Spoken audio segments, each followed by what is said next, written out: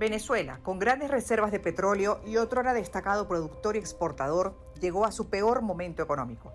La escasez de gasolina obliga a la población a hacer colas de hasta 3 días para surtir 30 litros o pagar los precios más altos del mundo a la par de Hong Kong, entre 3 y 5 dólares por litro en el mercado negro. Maduro, cercado por las sanciones, recurre a Irán, otro sancionado por Estados Unidos y aliado del régimen venezolano, para medianamente resolver el problema que, sumado a las otras carencias de agua, gas y electricidad, lo colocan en una posición riesgosa para su control político. La mayor ayuda que puede dar el gobierno de Estados Unidos es levantar de inmediato todas las sanciones criminales contra la economía, contra el petróleo, contra las cuentas bancarias, contra la gasolina, todas las sanciones levantarlas. Esa es la verdadera ayuda. Si bien las sanciones lo tienen cercado, la destrucción de PDVSA durante estos 20 años de socialismo del siglo XXI colocaron a Venezuela en la posición vulnerable de importador hasta de gasolina. La gasolina de Irán comienza a llegar según información oficial. A pesar de las advertencias, Estados Unidos los dejó llegar. Pero ¿cuánto podrá el régimen de Maduro soportar la crisis económica? ¿Por qué Irán se arriesga a burlar las sanciones para despachar a Venezuela? ¿Por qué el otro aliado, Rusia, cerró Rosneft en Venezuela? ¿Las sanciones lograrán torcer al régimen de Maduro en su objetivo de permanecer en el poder o tendrán que ser flexibilizadas para ayudar a la población venezolana que hoy padece por la precariedad instalada? Hoy conversaremos con Antonio de la Cruz, especialista en petróleo, economía y perspectivas, presidente de Interamerican Trends.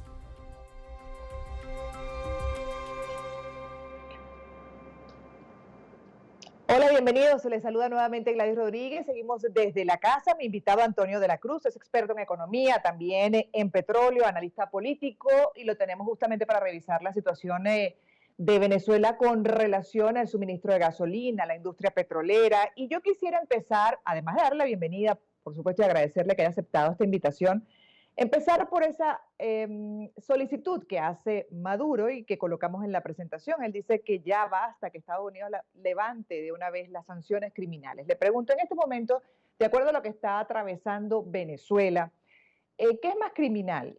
¿Las sanciones del gobierno de Estados Unidos o el régimen de Maduro? Bienvenido. Muchas gracias, Gladys.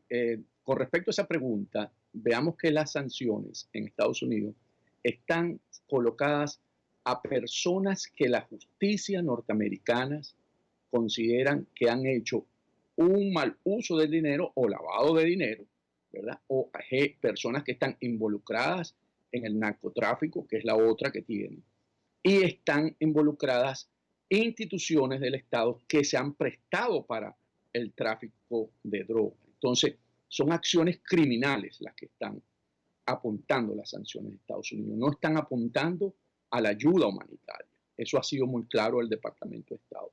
En cuanto a que si hay necesidades de llevar comida, medicina, hasta la misma gasolina de Estados Unidos desde el punto de vista humanitario, ellos no está sancionado. Entonces, en ese sentido, el manejo, la narrativa que usa el gobierno de Maduro es básicamente para crear una épica de una revolución que no existe. Porque como dices tú, es mayor la sanción hacia adentro, hacia la población, que hoy no tiene ninguno de estos bienes, ni medicina, ni gasolina, ni agua, ni servicio eléctrico. Esa es una mayor sanción que la que Estados Unidos le ha puesto directamente a instituciones del Estado que se han prestado para el manejo ilícito y a personas que están involucradas en ese negocio. Claro, pero por ejemplo en el caso de las sanciones particularmente que se sabe se han tomado hace cierto tiempo, además también para presionar al régimen de Maduro y que finalmente acepte, por ejemplo, ir a unas elecciones con condiciones y poder definir el destino político de Venezuela. ¿Cree que eso, ese plan de Estados Unidos que se sostiene y que ahora ya vemos pues también asfixia a la población sin duda con el tema de la gasolina y lo hablaremos más adelante las razones? Pero ¿cree que pueda lograr en algún momento torcer ese objetivo de Maduro de continuar en el poder? ¿O van a tener que soltar de una u otra manera, flexibilizar esas sanciones y que, por ejemplo, pueda llegar la gasolina u otros insumos fundamentales para el país por un tema humanitario? O sea, como Estados Unidos no reconoce el gobierno de Maduro, entonces, y busca a través de una presión máxima, que lo han definido ellos, la política de presión máxima, en términos de llevarlo a entender que el país pudiese tener una solución a través de una elección en donde fuera de acuerdo a la Constitución y con observación internacional. En ese sentido, Estados Unidos viene ejerciendo eso porque considera que es la mejor solución para lo que Venezuela está viviendo.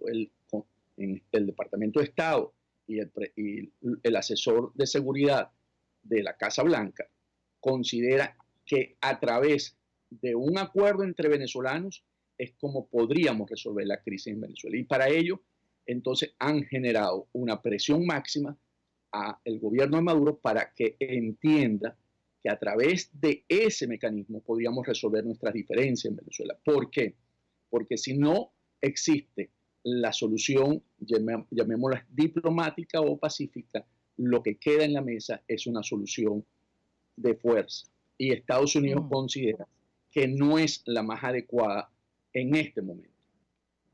Pero sí hay una cosa que ha evidenciado el régimen de Maduro, en general este socialismo del siglo XXI, es que con o sin presión ellos buscan las formas, las maneras, por los caminos regulares o no, para ganar tiempo y mantenerse en el poder, a pesar de la asfixia a la población.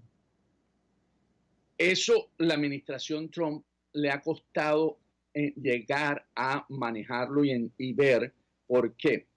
Supongamos que aquí en la administración Trump entienda que no hay una solución por la vía diplomática, ¿okay? Entonces que hay que utilizar la fuerza. Entonces, ¿qué ocurre con el uso de la fuerza? El uso de la fuerza indica que Venezuela, al ser un Estado que tiene vinculaciones con grupos terroristas como el ELN, la FARC, el manejo ilícito de droga, como la droga, el oro, donde hay grupos paramilitares, donde existe el cartel de los soles que está inmerso en este negocio, es hacer un ejercicio que si entras en Venezuela por la fuerza para desalojar a Maduro, entonces vas a tener que quedarte porque la seguridad del Estado no va a ser garantizada. Entonces necesitarías estar en Venezuela por lo menos 5, 6, 7 años como ocurrió en Irak. Y hoy aquí en Estados Unidos no hay ese apetito para enviar fuerzas y quedarse en un país por mucho tiempo, porque el ejemplo de Irak no fue positivo. Yo entiendo ese escenario y evidentemente lo están evitando, pero este otro escenario de las sanciones, ¿hasta qué punto puede ser efectivo? Porque vemos que igual Maduro se las ingenia para tener algo, ¿no? Digamos, medianamente un cierto auxilio, como estamos viendo ahorita con la gasolina con Irán, otro sancionado también que está burlando esas sanciones, y en definitiva la gasolina está llegando, no sé por cuánto tiempo realmente, hasta dónde van a poder con esa estrategia, pero siguen ahí, ¿no? Ganando tiempo y al final, bueno, la población es la que sufre. Sí, el régimen de Maduro va transformándose. Si vemos cómo ha sido la evolución en Venezuela desde el punto de vista del manejo del poder, ¿verdad? Podemos ver que Chávez llega a un Estado democrático, ¿verdad? Se convierte, va metiendo lo que se conoce de autoritarismo competitivo, ahí lo acompaña Cuba en ese proceso, lo asesora y va controlando socialmente a la población.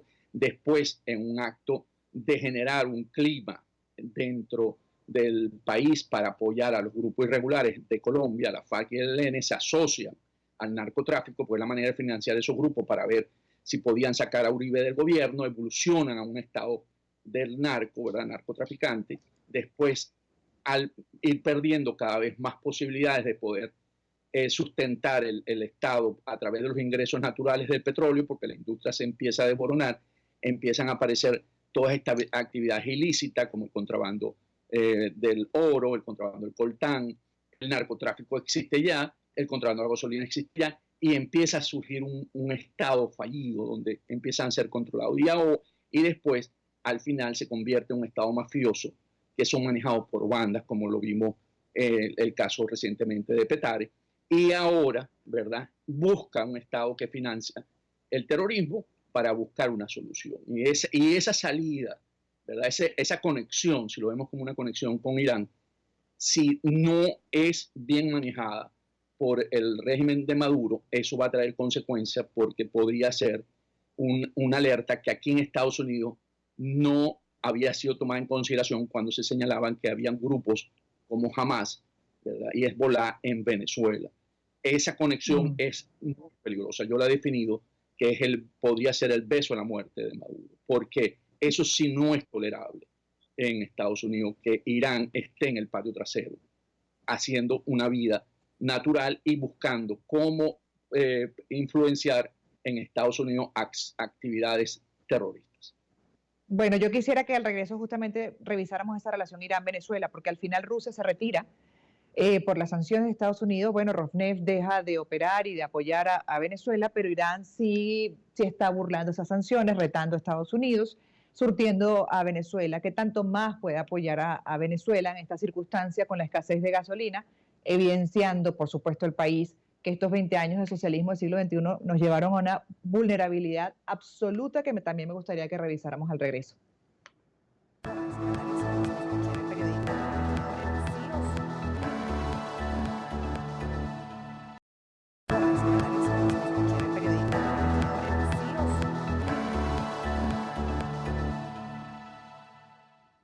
Segunda parte de conversación con Antonio de la Cruz, experto en economía, en petróleo, en perspectivas, analista político, director de Interamerican Trends. Y quedó pendiente hablar de esa relación Irán-Venezuela. ¿Por qué Irán sí se está arriesgando? Rusia no lo hizo, a pesar de que siempre ha sido aliado también y tiene algunos objetivos políticos en esta conexión con nuestro país. Empecemos por Rusia, Rosneft, ¿verdad? Que era la que venía haciendo ese rol en Venezuela, venía tomando el crudo venezolano, exportándolo, lo colocaba, más o menos llegó a manejar el año pasado hasta el 80% de la producción venezolana, de la exportación.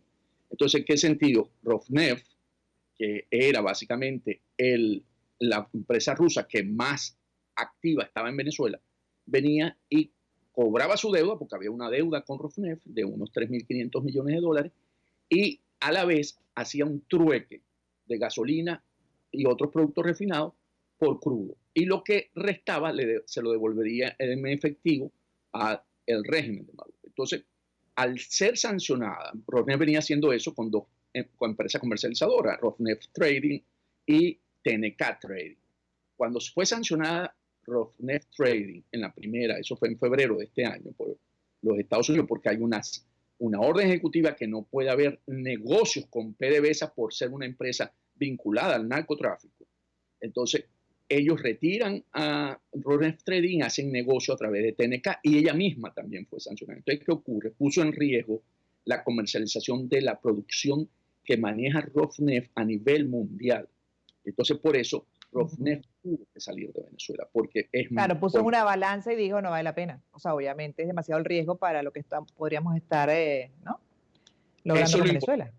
Eso es lo importante. Rosneft, ¿qué dijo? Cuando le llevan el caso a Putin, ¿verdad?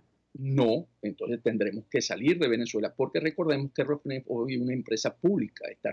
Se venden sus acciones en la bolsa de Moscú y en la bolsa de Londres, y tiene socios. Uno de los socios es British Petroleum y el otro socio es el fondo de Qatarí. Entonces también responde a socios. Entonces, en ese sentido, Maduro queda, ¿verdad?, guindado. Entonces, ¿qué pasa? Intentar con otra para poder traer los volúmenes de gasolina, porque la industria petrolera y refinación están en el suelo y dejan de producir, entonces depende de la importación, es muy difícil, porque si bien es cierto, lo hicieron con Wilmer Ruperti, trajeron un barco, pero ya lo que yo entiendo es que a Ruperti le mandaron la señal que si sigue operando, aunque él diga que tiene sus cuentas en Moscú, va a tener dificultades, porque el negocio del petróleo se transa en dólares, y al trancarte aquí la FAC, la Oficina del Tesoro, el uso del dólar, tú no puedes hacer transacciones comerciales internacionales. Entonces te genera un conflicto de la empresa. Entonces, ¿qué pasó? Que ante la gran crisis, ¿verdad?, que tienen por no tener las refinerías en el orden que deberían estar produciendo, porque hay una capacidad de recibir 1.300 millones de barriles día y producir alrededor de 560.000 barriles de gasolina, ¿verdad? Eso fue lo que se recibió Chávez y que recibió en el 2002 y 2003. Entonces, tienen que depender de la importación. ¿Y a quién recurrieron? Al estar Tarek, el Alzheimer, como ministro de Petróleo y tener una vinculación con el régimen de los ayatolás a través de Hamas, porque no debemos olvidar que le otorgó pasaportes, ¿verdad? Cuando fue viceministro a Hamas, a agentes de Hamas y de Hezbollah, entonces, pasaportes venezolanos, entonces con su autorización. Entonces, ese vínculo existe y recurren a Irán para que tuviera este apoyo y poder salir de la crisis de la gasolina, del cual aceptó y están reiniciando esta relación que viene de atrás, como tú debes recordar, con Chávez. Claro, pero Irán, ¿hasta qué punto puede apoyar? Porque Irán también tiene su propia crisis y como consecuencia además también de las sanciones de Estados Unidos. Entonces, ¿hasta qué punto puede Irán apoyar y cuál es el beneficio de Irán en esta relación? Ok. Irán puede apoyar mientras se le pague. ¿Okay? Y eso se está pagando con oro, porque al no tener divisas, Venezuela, porque no está exportando crudo, porque la producción está cayendo aceleradamente, ¿verdad? La semana pasada apenas exportó 1 millón de barriles, ¿verdad? Después de haber exportado 2 semanas antes alrededor de unos 5 millones. Entonces, ¿qué tenemos? Que tiene que pagar en oro. Y ese oro a Irán le sirve porque él está sancionado, como tú dices, y tampoco tiene divisas y puede transar bienes y servicios con el oro. Entonces, ¿qué le interesa a Irán? Irán le interesa el juego geopolítico. Igual que le interesa a Rusia el juego geopolítico para estar en el patio trasero de Estados Unidos, a Irán también. En Irán y Estados Unidos tienen dos conflictos. El conflicto en el Medio Oriente, ¿verdad? Que ellos dos están enfrentados, y ahora podría traerlo hacia el Caribe. Entonces, en ese sentido, Irán juega geopolíticamente, juega estar en el patio trasero para crear no es una amenaza real, pero crear una bulla en Venezuela. Claro. Porque Estados Unidos deja pasar estos barcos de Irán después de tantas advertencias. Lo deja pasar porque en la evaluación geopolítica, como el conflicto está en el Medio Oriente y no está todavía en Venezuela, en el Medio Oriente está el estrecho de Hormuz, donde Irán puede atacar barcos, ¿verdad? Y si tranca ese estrecho, ahí tranca básicamente el 30% de lo que circula de la exportación mundial de petróleo, que podríamos estar hablando ahora de unos 30 millones de barriles día. Y eso sí generaría una presión muy alta en el precio del petróleo, que podría dispararlo alrededor de unos $100.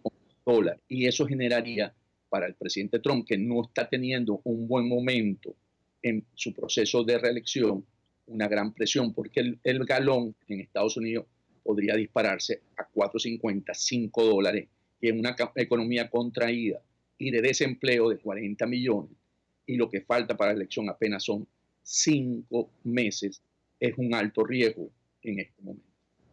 Claro. Además también que desde el punto de vista político hacia Venezuela no le da el argumento a Maduro de justificar, ¿no? También de que la ayuda no haya llegado por bloqueo de Estados Unidos. Le quita el argumento también ese de la épica revolucionaria de que ellos son un país pequeño, el régimen es un país pequeño y que Estados Unidos, el grande, ¿verdad?, lo tiene oprimido y que no lo deja, y entonces esa narrativa, ese relato, cala en los seguidores de Maduro, que hoy deben estar muy mermados por la crisis que vive el país. Sí, aunque todavía se ven casos, ¿no?, de gente que sigue comprando ese discurso. Pero fíjese, ¿por qué Irán? Me gustaría que habláramos también de la situación de Irán, que es mencionado, y Venezuela. ¿Por qué Irán sí todavía tiene la capacidad de producir, de ayudar? Obviamente está sancionado, pero no es tan vulnerable y tiene ciertas, digamos, todavía tiene espacios de acción y para ciertas estrategias, a diferencia de Venezuela, que es vulnerable desde todo punto de vista. Todo lo tenemos que importar, incluyendo la gasolina, para un país que además fue productor y exportador destacado. Además, abastecía el mercado interno. Irán. ¿Cuáles son las diferencias entre Irán y Venezuela? ¿Qué ha hecho Irán bien que no ha hecho tan bien Venezuela? O mejor dicho, todo lo contrario, muy mal. Ok. En Irán se instala un gobierno, ¿verdad?, islámico, la República Islámica de Irán, después de la caída del Shah de Irán. Entonces, ellos básicamente tienen un enfrentamiento con Estados Unidos, porque Estados Unidos sostenía ese gobierno del Shah de Irán. Entonces, recordemos toda la crisis que existe por allá a finales de los 70, y ellos van consolidando la revolución islámica que ellos llamaban, entonces con los ayatolás. Entonces, en ese sentido, Irán va creciendo, pero no destruye las industrias que posee. Irán es un productor importante de petróleo y tiene también sus refinerías como todas, porque recordemos que toda esta producción de petróleo y de refinería en todos estos países de la OPEP fueron antes de las grandes compañías de Creole, de Shell, que después hubo el proceso de nacionalización, igual que pasó en Venezuela. Entonces, en Irán, las industrias quedaron y no fueron destruidas. Lo que, en el caso con Venezuela, el distingo con Venezuela, es que en Venezuela se han robado todo el dinero. Entonces, al robarse todo el dinero y no utilizarlo en los procesos productivos,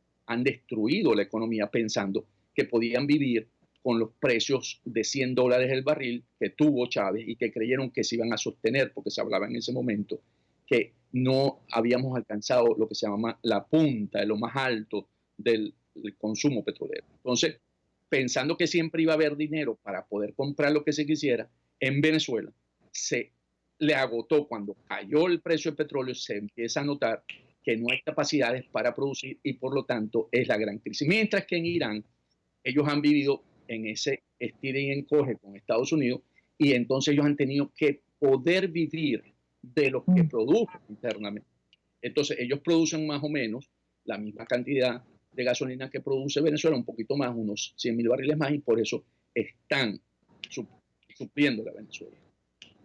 Lo increíble también, señor de la Cruz, es que sabiendo que esto iba a ocurrir, que estaban colocando a Venezuela en una posición muy vulnerable donde todo se importa, ¿por qué no corrigieron a tiempo? ¿Por qué no buscaron otras estrategias? Si estamos hablando ya de que por lo menos unos 5 años estamos en una franca crisis, cada vez peor con el régimen de Maduro y como consecuencia también de la caída de los precios del petróleo y ya la caída en la producción. Entonces uno se pregunta por qué ellos han dejado correr esto y llegar a este punto, además que los coloca a ellos políticamente hablando también en una posición vulnerable.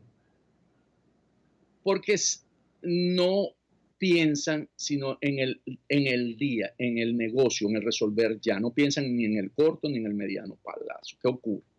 Que al tener a Rosneft como brazo comercializador del crudo y que le aseguraba la gasolina, pensaron que eso lo iba a sostener porque están esperando un golpe de suerte que vuelva a subir el precio del crudo a unos 70, 80 dólares el barril y así poder volver a generar la sensación de la bonanza petrolera, ¿verdad? Por la Pero no tienen la producción.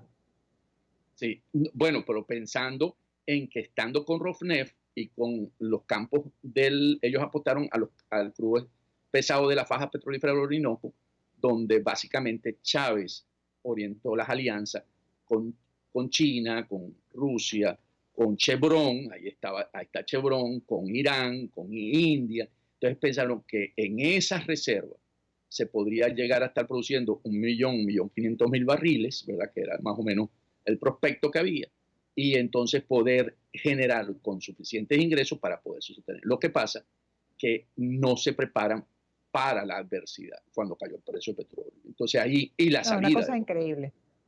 Una cosa increíble. Tenemos que hacer una... La salida de Rosneft fuerte para él. Claro. Vamos a hacer una pausa. Yo quisiera que al regreso habláramos de, bueno, cuánto puede durar esa ayuda que está llegando de Irán. Luego de eso, ¿qué podría pasar? Supuestamente están tratando de reactivar las refinerías en Venezuela con el apoyo de Irán, pero ¿hasta qué punto esto puede ser a corto plazo? Me lo comenta, por favor, al regreso.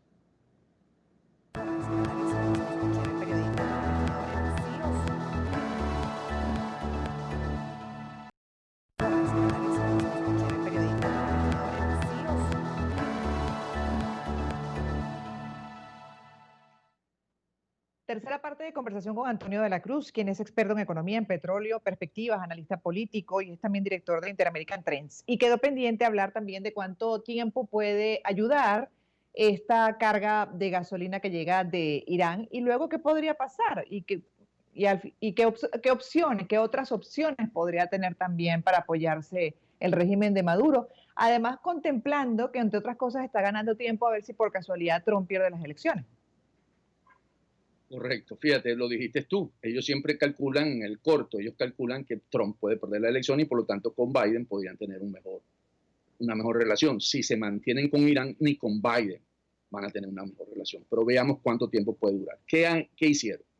Trataron de reparar el palito, no la lograron sostener con una operación continua. Se fueron al complejo refinador de Paraguaná, ¿verdad? Y ahí en Amoa, en Cardón, la que era ex Shell, ex Maravén, están tratando de reparar. Entonces, con técnicos iraníes. ¿Okay? Entonces, en ese sentido, no han podido arrancarlo. Entonces, ¿qué hicieron? En estos barcos que viene un componente de la gasolina que es alquilatos. Y estos alquilatos son necesarios para hacer gasolina. Entonces, ¿qué pasa? Recordemos que tienen el catalizador, están tratando de montarla, y ellos trajeron combustible más o menos para el consumo que hoy tiene el país de alrededor de un mes, ¿verdad? Con coronavirus. Más o menos el país está consumiendo unos 45.000 barriles día, y eso le da más o menos para mí. Entonces, tratan, van a tener, ¿verdad?, producir gasolina también para unas 6 semanas más. Entonces, lo que están buscando es ver si logran estabilizar en estas, pongamos 6 semanas, 8 semanas, las refinerías y poder empezar a producir internamente, que es la solución del país. La solución del país no es importarlo, es producir internamente y llegar a producir alrededor de unos 120, 140 mil barriles día, que es lo que más o menos hoy está consumiendo el país antes del coronavirus.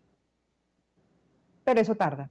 Eso igual, por mucho que logren en este momento traerse a los mejores, a los expertos y los recursos, igual puede tardar, ¿no?, en poner operativo unas refinerías que se dejaron perder prácticamente.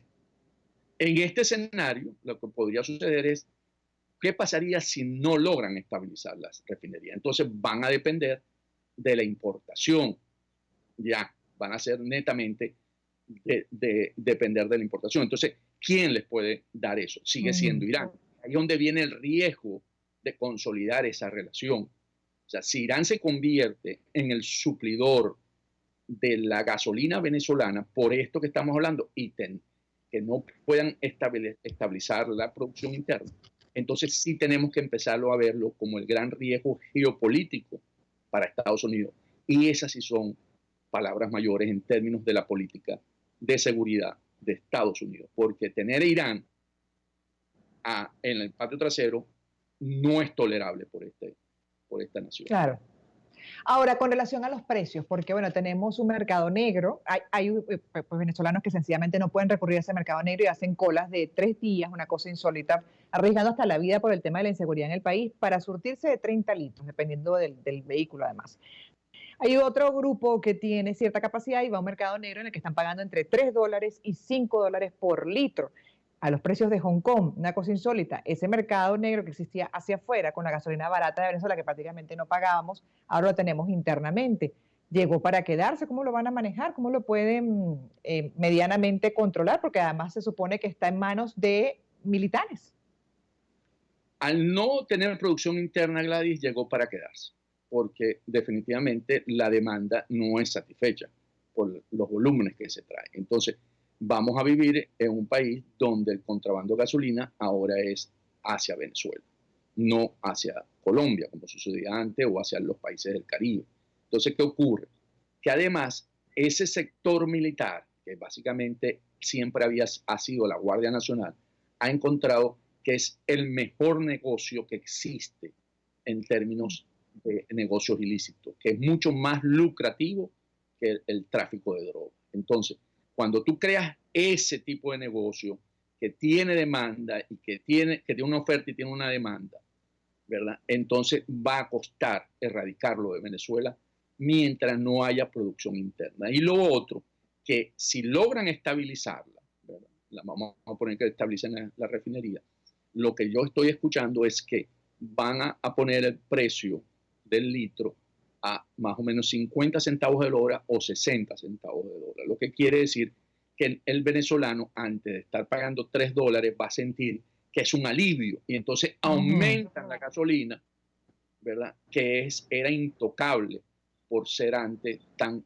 popular. Y recordemos el Caracazo, porque Carlos Andrés quiso subir apenas unos céntimos de bolívares la gasolina.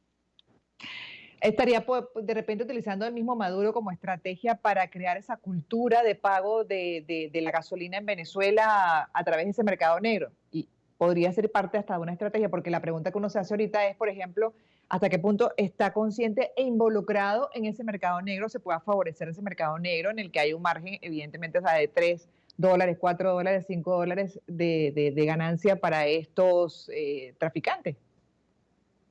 Sí, porque todos los negocios ilícitos en Venezuela, por supuesto que Maduro está al tanto, porque eso le permite sostener el aparato que a él lo apoya para seguir en el poder. Entonces, es la manera como se sostiene, al no tener ingresos propios y poder, a través de la corrupción, poder sostenerse, lo hace permitiendo que estos negocios ilícitos existan y que ellos mismos generen sus propias economías y que se puedan sostener. Y gracias a Maduro, ¿verdad?, que es reconocido, si ya es reconocido como el gran jefe del cartel de los soles por el indictment que le colocó el fiscal Barr, ¿verdad?, que reconoció, porque antes se hablaba que era Diosdado, y resulta que cuando el fiscal hace el anuncio, él dice que es Nicolás Maduro.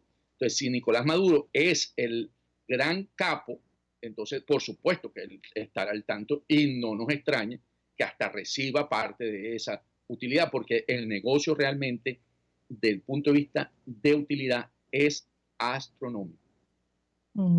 Pero entonces la pregunta que uno se hace, por ejemplo, en este momento es, bueno, ok, se supone que están llegando estos barcos de combustible, de gasolina de Irán, ya hasta la bandera de Irán se está izando en algunos lugares emblemáticos aquí en Caracas, asociados con la administración pública, lugares públicos, y bueno, la pregunta entonces que uno se hace es cuánto más vamos a estar nosotros como población venezolana soportando este tipo de limitaciones y además lo otro también es que para el Caracazo parte de los aumentos del paquetazo que disgustaron y generaron esa revuelta fue justamente lo de la gasolina y ahora resulta que la gente o no tiene o tiene que hacer tres días de cola o tiene que pagar entre $3 y $5 y ahí estamos quietos.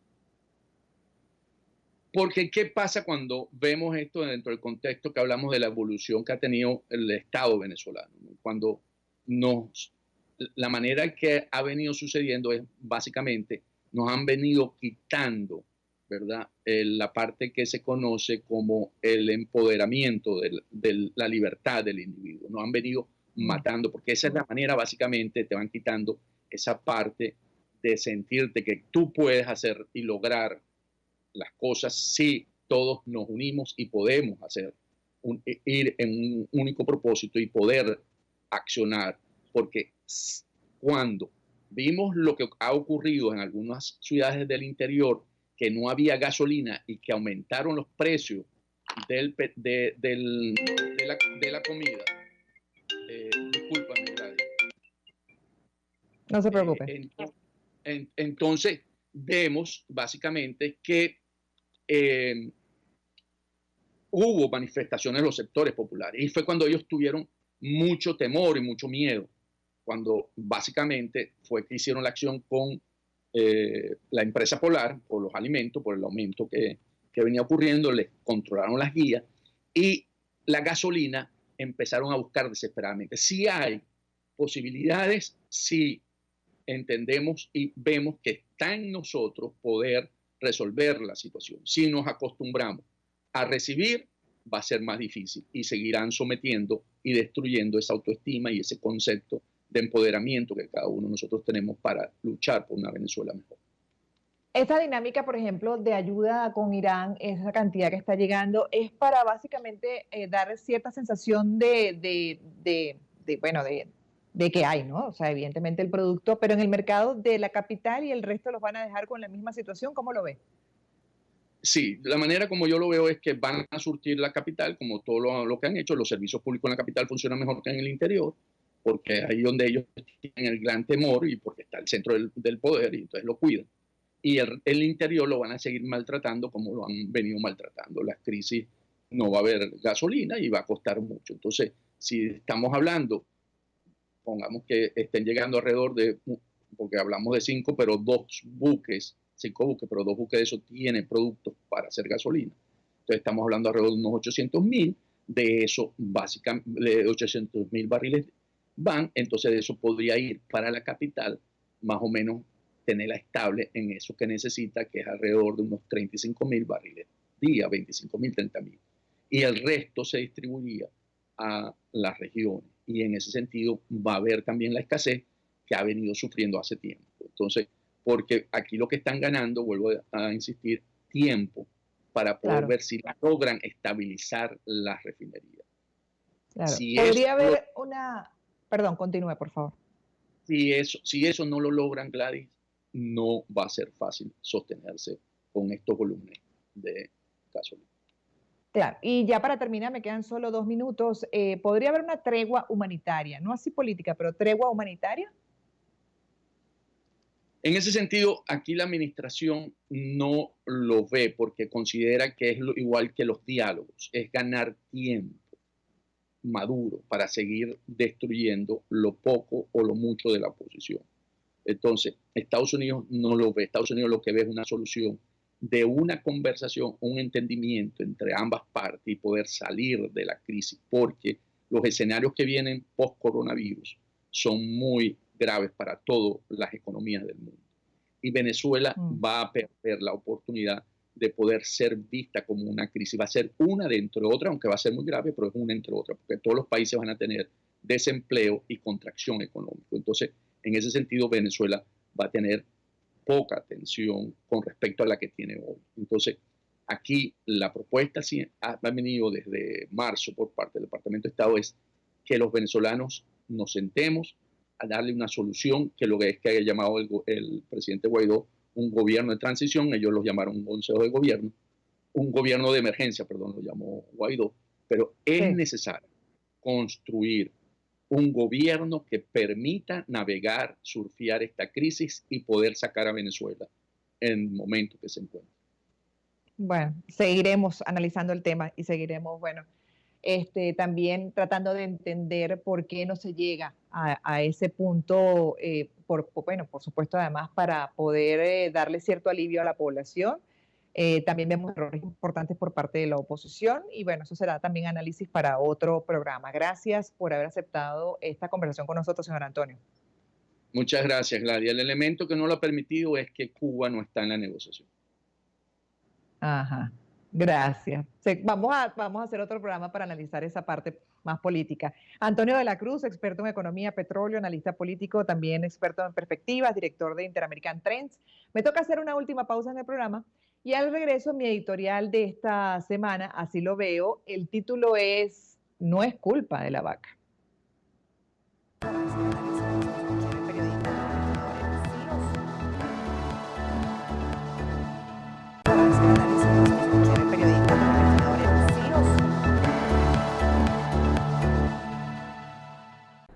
Comienzo mi Así lo veo de esta semana con una frase de Eric Hoffer, escritor y filósofo.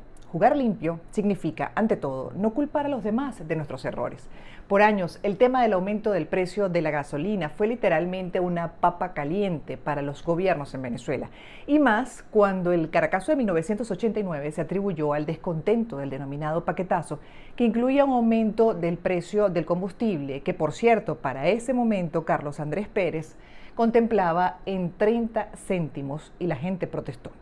Siempre especialistas advirtieron de la necesidad de sincerar este tema y ajustarlo a la realidad. El subsidio significaba una gran pérdida para PDVSA y con la hiperinflación llegó al punto que ni se pagaba por gasolina. No era un punto a contemplar en nuestros presupuestos familiares, ¿verdad? Siempre el despachador de las estaciones recibía una propina superior al precio de llenar un tanque. Y aquí estamos, en una crisis inédita, insólita, que nos lleva a hacer 3 días de cola para proveernos de 30 litros o pagar en un mercado negro al precio de Hong Kong, donde cuesta $4 el litro. Es decir, llenar un tanque, si pudiera, al precio del mercado negro, representa alrededor de $150 dependiendo del tipo de vehículo que tenga. Como siempre, los responsables de esta precariedad acusan a la vaca. Buscan construir la versión de que las sanciones nos tienen asfixiados y por esas sanciones estamos en esta crisis. Pero toca hacer finas distinciones y repartir las responsabilidades como es debido. Recordemos siempre que Venezuela tuvo uno de los sistemas de refinerías de más alto nivel en el mundo. Ojo, eso no fue con el socialismo del siglo XXI, por el contrario, este sistema acabó con la principal industria del país, la gallina de los huevos de oro, que por cierto le dio al gobierno de Hugo Chávez los mayores ingresos de su historia, cuando el barril fue aumentando de precio y se colocó hasta en $100, y a ese gobierno le entraron aproximadamente por exportaciones petroleras desde 1999 hasta 2013, 784.404 millones de dólares. Usted se ha sentado a pensar todo lo que se pudo haber hecho con ese dinero. ¿Cómo estaríamos hoy si se hubiese utilizado con eficiencia? Sembrar el petróleo, como sugería Arturo Uslar Pietri, en el resto del aparato productivo y dejar, como Noruega, la industria petrolera como una reserva para contingencias. Pero no. El populismo la destrozó mientras muchos aplaudían sus supuestos planes sociales que la estatal petrolera financiaba. Quisiera que alguien me dijera en qué condiciones están esos programas sociales hoy. Era pan para el momento, hambre para mañana. A PDVSA la convirtieron en una pulpería y el resultado es que ahora no produce y tiene que importar gasolina. Antes contábamos con gasolina, diésel, carburantes. Chávez prácticamente regaló barriles a Cuba y a otros países del Caribe. Usó la bonanza para comprar conciencias y alianzas hacia afuera y hacia adentro, sin invertir en los principales sistemas de Venezuela. Y acá estamos, pagando las consecuencias. El sistema eléctrico, el de agua, gasolina, gas, no pueden cumplir con la demanda interna. Concentraron poder a costa de la quiebra del país y la miseria de toda una población. Insólito escuchar a una autoridad regional decir que por culpa de las sanciones impuestas por Estados Unidos tenemos escasez de agua y que no han podido mejorar los sistemas de distribución por esa razón. Y le pregunto, ¿es que acaso tienen un año en el poder como para dárselas de víctimas? Son 20 años donde se pudieron haber hecho todas esas inversiones con el dinero que entró y que por el contrario se dilapidó hasta colocarnos en esta vulnerabilidad. Según información extraoficial, porque todo es un secreto, como siempre, estarían tratando de reparar algunas refinerías. Ahora sí, porque en efecto las sanciones pusieron en evidencia lo dependientes que estamos del mundo. Ahora bien, en las finas distinciones que debemos hacer, la realidad es que somos unos dependientes absolutos del mundo y con las sanciones impuestas, evidentemente ese mercado internacional no puede surtir a Venezuela, por lo que y por un tema de humanidad toca, así lo veo, sentarse a evaluar las maneras de ayudarnos. Si a este régimen le importara a los venezolanos, estaría buscando ceder en sus pretensiones políticas y de poder a cambio de restablecer las conexiones suspendidas para ayudar a la población, que tanto le duele o dice que le duele. Pero también toca a la comunidad internacional conjuntamente con la oposición venezolana buscar las maneras de apoyar en medio de la crisis que atravesamos y que urge treguas humanitarias para salvar vidas, sin que esto implique claudicar en nuestras aspiraciones de cambio y objetivos democráticos. Ya hemos visto cómo a pesar de las amenazas y sanciones, el gobierno de Trump está dejando pasar los barcos con gasolina provenientes de otro país, por cierto, sancionado, Irán, evitando seguramente un conflicto geopolítico que no le conviene y permitiendo que la ayuda llegue al país. Pero ¿por cuánto tiempo esta ayuda servirá? ¿Qué va a hacer el régimen venezolano después? Por cierto, este sistema lo ha hecho tan mal, que es tan peor que su aliado Irán, también sancionado desde hace rato, y que hoy, a pesar de eso, está surtiendo a nuestro país. Hay que hacer finas distinciones, criterio de realidad siempre de nuestra austeridad y por qué estamos como estamos. Ahora toca buscar las maneras para ayudar en la urgencia, sin olvidar que la culpa no es de la vaca, es del régimen. Así lo veo. Hasta un próximo programa.